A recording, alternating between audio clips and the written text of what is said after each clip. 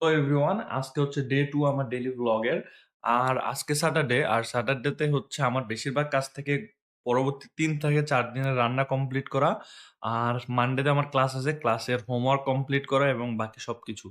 তো আমি আপনাদের দেখাবো যে আমি কি রান্না করব। তো this is my room guys.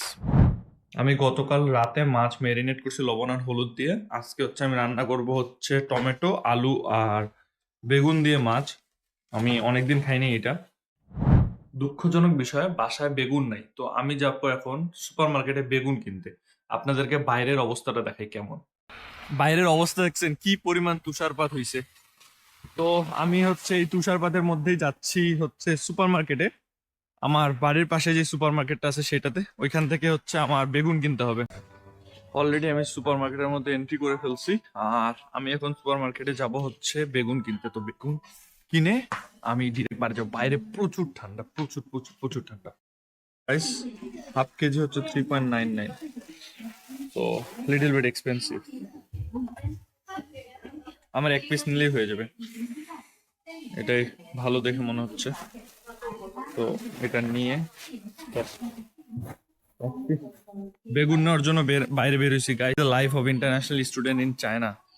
এই ঠান্ডার মধ্যেও নিজেকেই রান্না করে খাইতে হবে, বাবা মা রান্না করে খাওয়াবে না। তো কিছু করার নাই, এইভাবে লাইফ চায় ইন্টারন্যাশনাল স্টুডেন্ট। এক পিস বেগুনের দাম আসছে 1.52 RMB, যেটা বাংলাদেশি টাকায় এক পিস বেগুন। এই যে এই বেগুনটার দাম হচ্ছে 27 টাকা। তো যাই এখন রান্না করব, দেখা হচ্ছে আমার কিচেনে।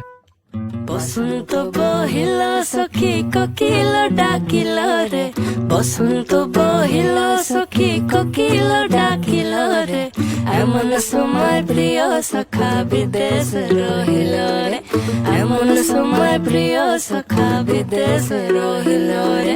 বাঁশের বাঁশুরি সখী সরল কাঠের বাঁশি রে, বাঁশের বাঁশুরি সখী সরল কাঠের বাঁশি রে, বিনা ফুকে বাঁশি বাজে বলে রাধা রাধা রে, বিনা ফুকে বাঁশি বাজে বলে রাধা রাধা রে।